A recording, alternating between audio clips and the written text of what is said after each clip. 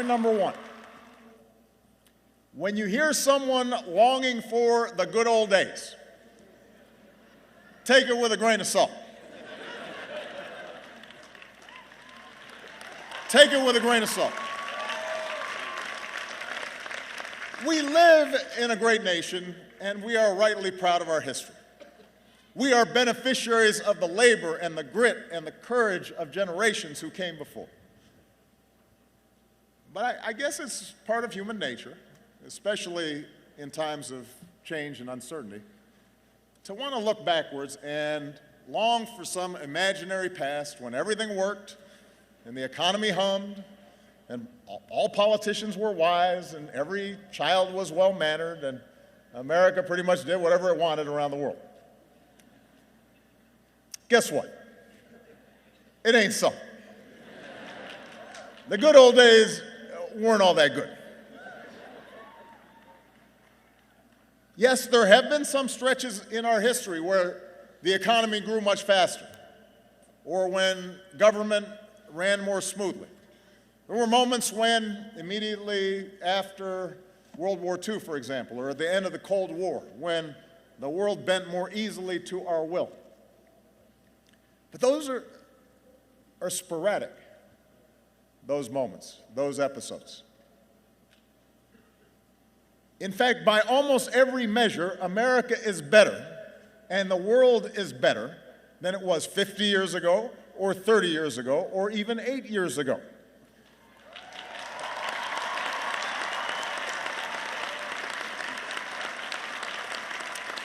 And by the way, I'm not set aside 150 years ago, pre-Civil War. There's a whole bunch of stuff there we could talk about. Set aside life in the 50s, when women and people of color were systematically excluded from big chunks of American life. Since I graduated in 1983, which isn't that long ago, I'm just saying. Since I graduated, crime rates, teenage pregnancy, the share of Americans living in poverty, they're all down. The share of Americans with college educations have gone way up. Our life expectancy has as well. Blacks and Latinos have risen up the ranks in business and politics. More women are in the workforce. They're earning more money. Although it's long past time that we pass laws to make sure that women are getting the same pay for the same work as men.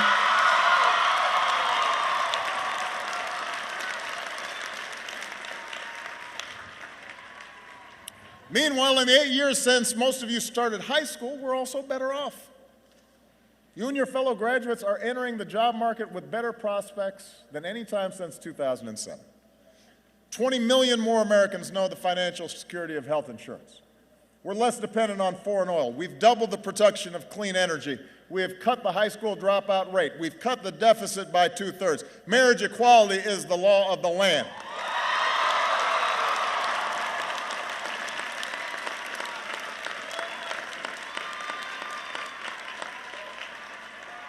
And just as America's better, the world is better than when I graduated. Since I graduated, an iron curtain fell. Apartheid ended. There's more democracy. We virtually eliminated certain diseases like polio. We've cut extreme poverty drastically. We've cut infant mortality by an enormous amount. Now, I say all these things not to make you complacent. We got a bunch of big problems to solve. But I say it to point out that change has been a constant in our history, and the reason America's better is because we didn't look backwards. We didn't fear the future. We seized the future and made it our own. And that's exactly why it's always been young people like you that have brought about big change. Because you don't fear the future.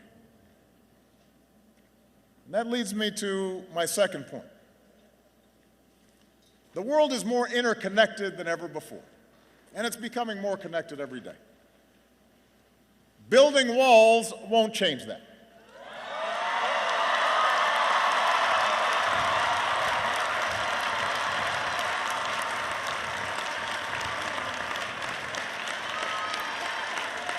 Look,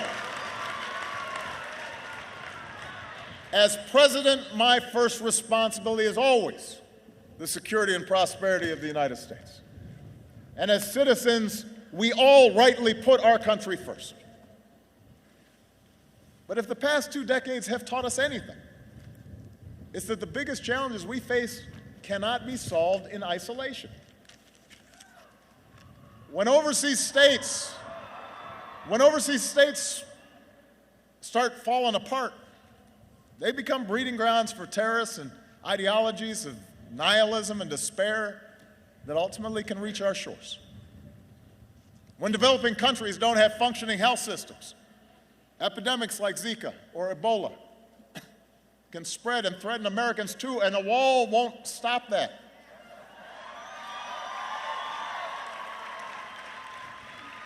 If we want to close loopholes that allow large corporations and wealthy individuals to avoid paying their fair share of taxes, we've got to have the cooperation of other countries in a global financial system to help enforce financial laws. The point is, to help ourselves, we got to help others. Not pull up the drawbridge and try to keep the world out. And engagement does not just mean deploying our military. There are times where we must take military action to protect ourselves and our allies. And we are in awe of, and we are grateful for the men and women who make up the finest fighting force the world has ever known.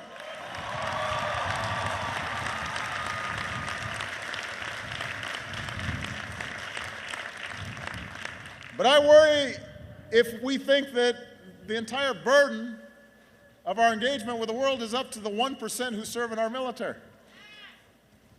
And the rest of us can just sit back and do nothing. They can't shoulder the entire burden. Engagement means using all the levers of our national power and rallying the world to take on our shared challenges. You look at something like trade, for example. We live in an age of global supply chains and cargo ships that crisscross oceans and online commerce that can render borders obsolete. And a lot of folks have legitimate concerns with the way globalization has progressed. That's one of the changes that's been taking place. Jobs shipped overseas, trade deals that sometimes put workers and businesses at a disadvantage. But the answer isn't to stop trading with other countries. In this global economy, that's not even possible.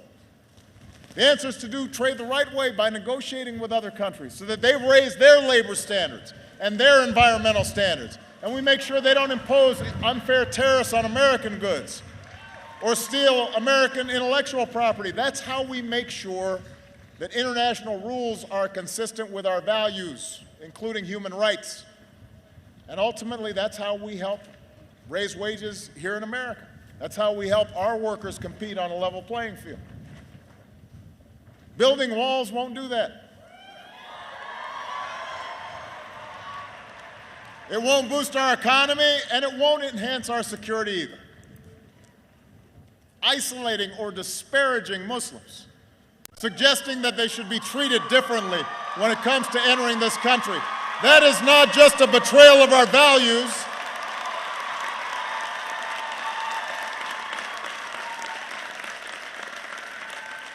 That's not just a betrayal of who we are. It would alienate the very communities at home and abroad who are our most important partners in the fight against violent extremism.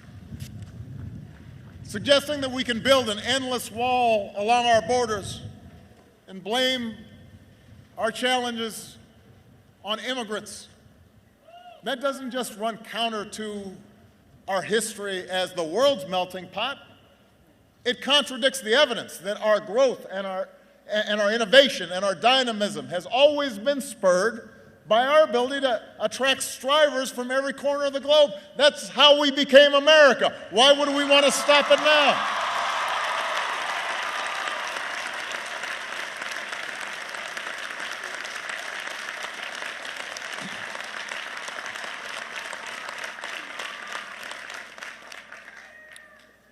Can't do it. Which brings me to my third point. Facts evidence, reason, logic, an understanding of science. These are good things. These are qualities you want in people making policy. These are qualities you want to continue to cultivate in yourselves as citizens.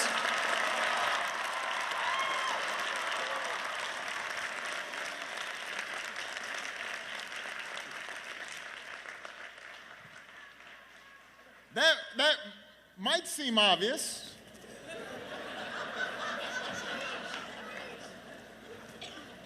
You know, that's why we honor Bill Moyers or Dr. Burnell. We traditionally have valued those things, but if you were listening to today's political debate, you might wonder where this strain of anti-intellectualism came from. So class of 2016, let me be as clear as I can be. In politics and in life, ignorance is not a virtue.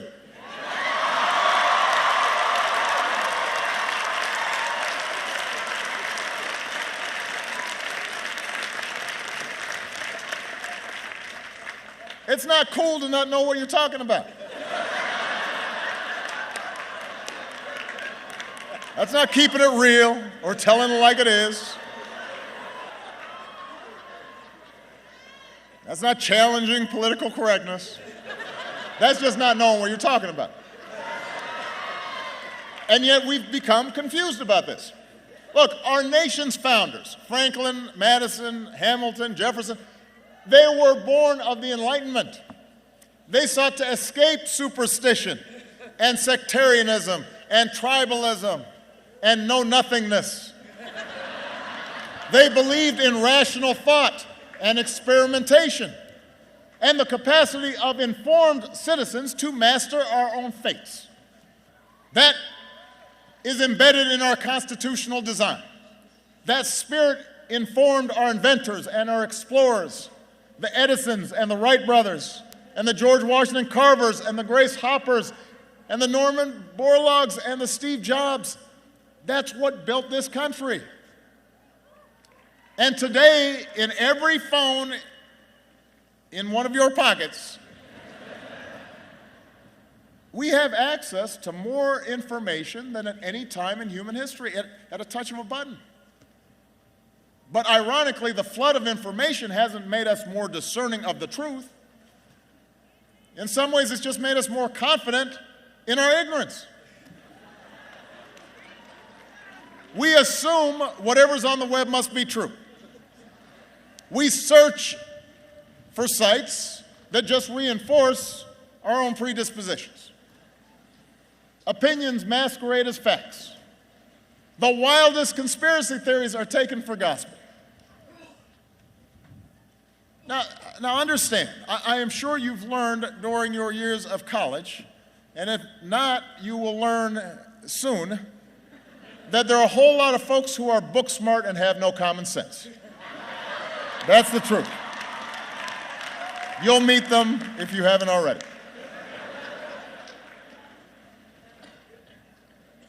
So the fact that they got a fancy degree, you know, you got to talk to them to see whether they know what they're talking about. Qualities like kindness and compassion, honesty, hard work, they often matter more than technical skills or know-how. But when our leaders express a disdain for facts,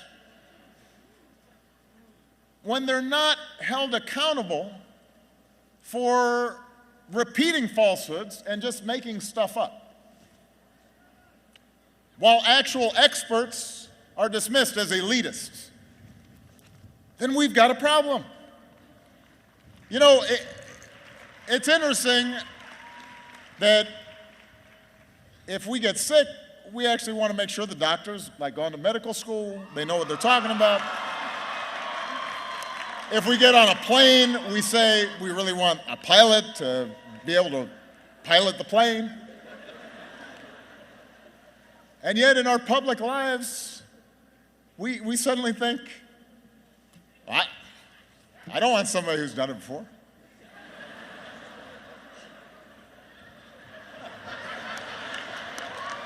Look, the rejection of facts, the rejection of reason and science, that is the path to decline.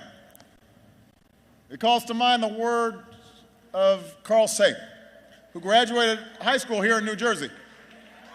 He said, "We can judge our progress by the courage of our questions and the depths of our answers, our willingness to embrace what is true rather than what feels good." The debate around climate change is a perfect example of this. Now, I recognize it doesn't feel like the planet's warmer right now. I understand. There was hail when I landed in Newark.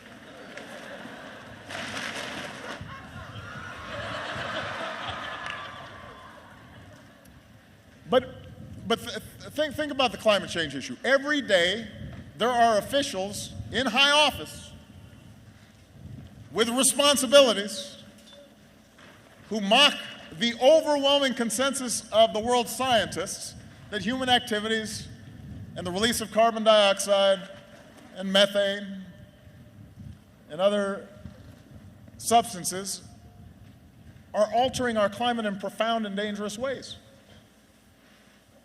A while back, you may have seen a United States senator trotted out a snowball during a floor speech in the middle of winter as proof that the world was not warming. I mean, listen, climate change is not something subject to political spin. There is evidence. There are facts. We can see it happening right now. If we don't act, if we don't follow through on the progress we made in Paris, the progress we've been making here at home, your generation will feel the brunt of this catastrophe. So it's up to you to insist upon and shape an informed debate. Imagine if Benjamin Franklin had seen that senator with the snowball, what he would think. Imagine if your fifth grade science teacher had seen that.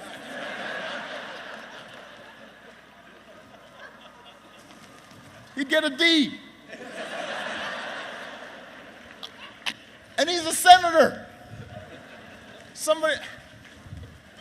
Look, I'm not suggesting that cold analysis and hard data are ultimately more important in life than passion or faith or love or loyalty.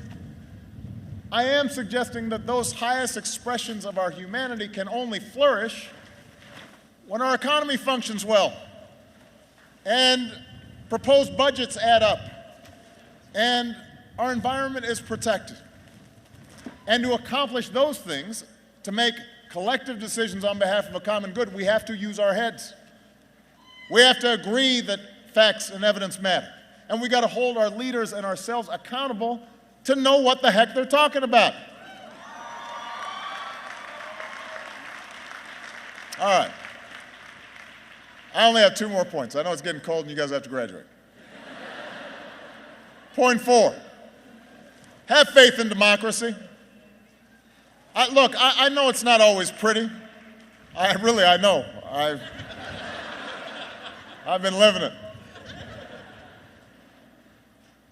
But it's how, bit by bit, generation by generation, we have made progress in this nation.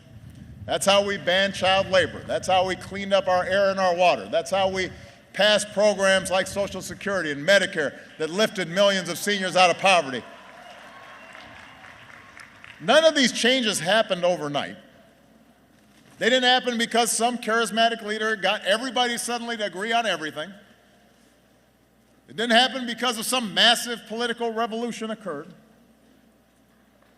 It actually happened over the course of years of advocacy and organizing and alliance building and deal making and the changing of public opinion. It happened because ordinary Americans who cared participated in the political process. So,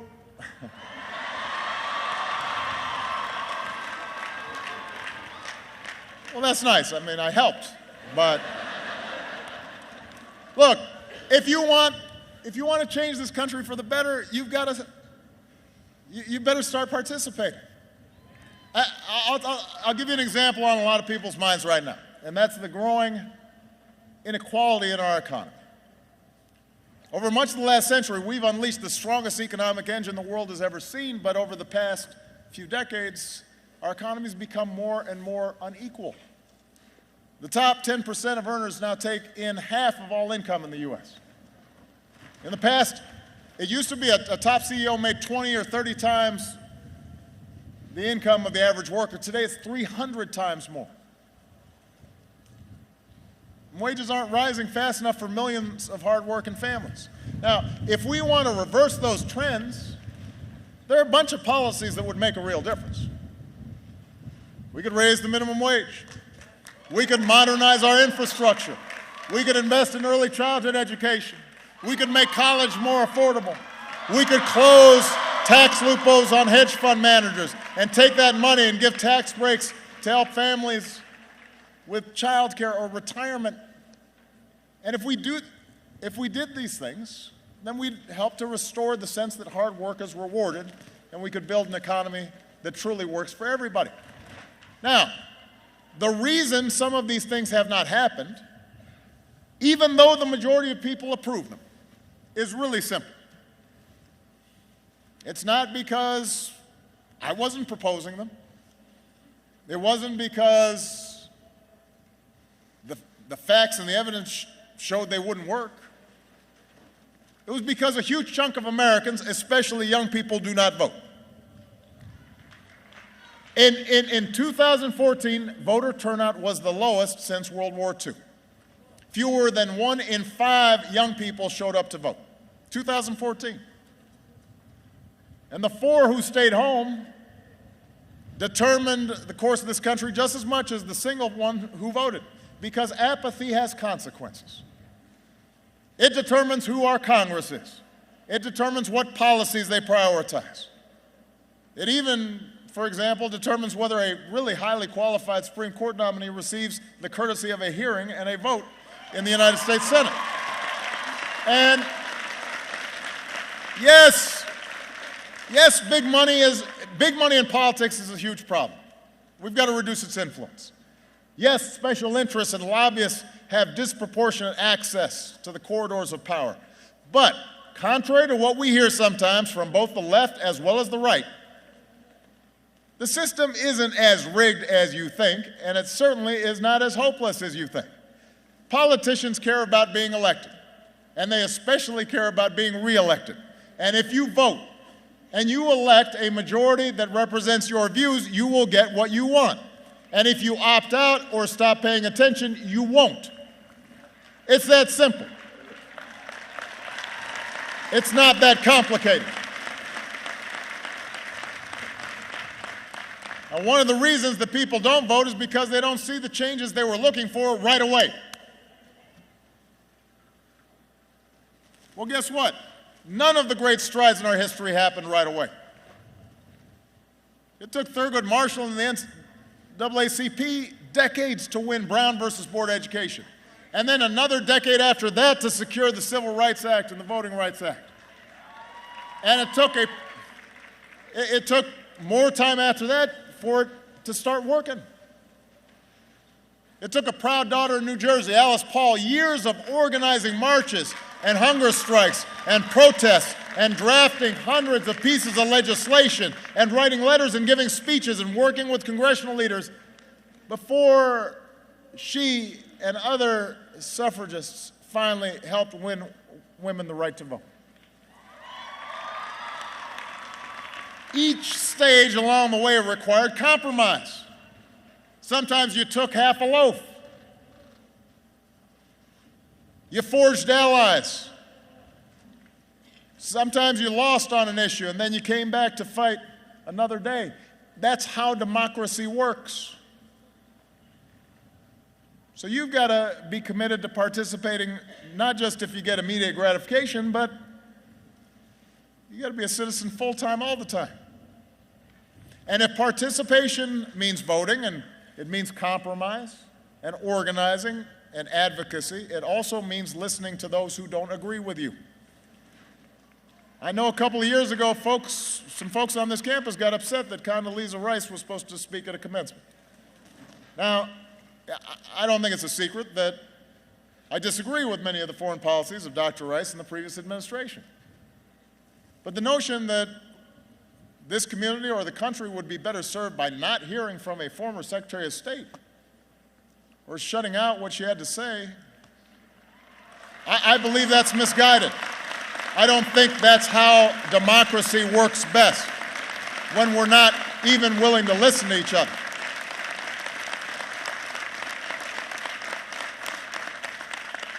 I believe that's misguided. If you disagree with somebody, bring them in and ask them tough questions. Hold their feet to the fire. Make them defend their positions.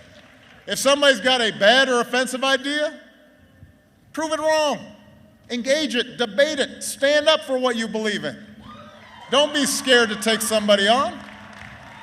Don't feel like you got to shut your ears off because you're too fragile and somebody might offend your sensibilities. Go at them if they're not making any sense. Use your logic and reason and words. And by doing so, you'll strengthen your own position. And you'll hone your arguments. And maybe you'll learn something and realize you don't know everything. And you may have a new understanding, not only about what your opponents believe, but maybe what you believe. Either way, you win. And more importantly, our democracy wins. So, anyway, I know, all right. That's it, class of 2016. A few suggestions on how you can change the world. Except maybe I've got one last suggestion, just one. And that is, gear yourself for the long haul. Whatever path you choose, business, nonprofits, government, education, healthcare, the arts, whatever it is, you're going to have some setbacks. You will deal occasionally with foolish people. You will be frustrated. You'll have a boss that's not great. You won't always get everything you want, at least not as fast as you want it. So you have to stick with it. You have to be persistent. And success, however small, however incomplete, success is still success. I always tell my daughters, better is good. It may not be perfect, it may not be great, but it's good. That's how progress happens in societies and in our own lives. So don't lose hope if sometimes you hit a roadblock. Don't lose hope in the face of naysayers. And certainly don't let resistance make you cynical. Cynicism is so easy. And cynics don't accomplish much. As a friend of mine who happens to be from New Jersey, a guy named Bruce Springsteen once sang, they spend their lives waiting for a moment that just don't come. Don't let that be you. Don't waste your time waiting.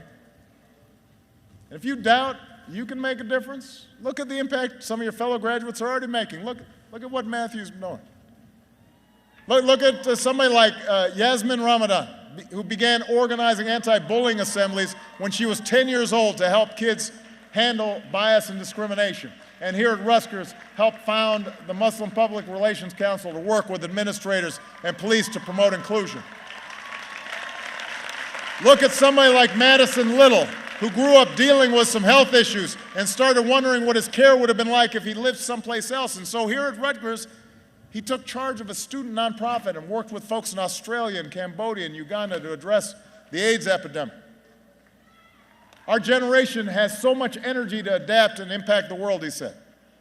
My peers give me a lot of hope that we'll overcome the obstacles we face in society. That's you. Is it any wonder that I am optimistic? Throughout our history, a new generation of Americans has reached up and bent the arc of history in the direction of more freedom and more opportunity and more justice. And class of 2016, it is your turn now to shape our nation's destiny as well as your own. So get to work. Make sure the next 250 years are better than the last. Good luck. God bless you. God bless this country we love. Thank you.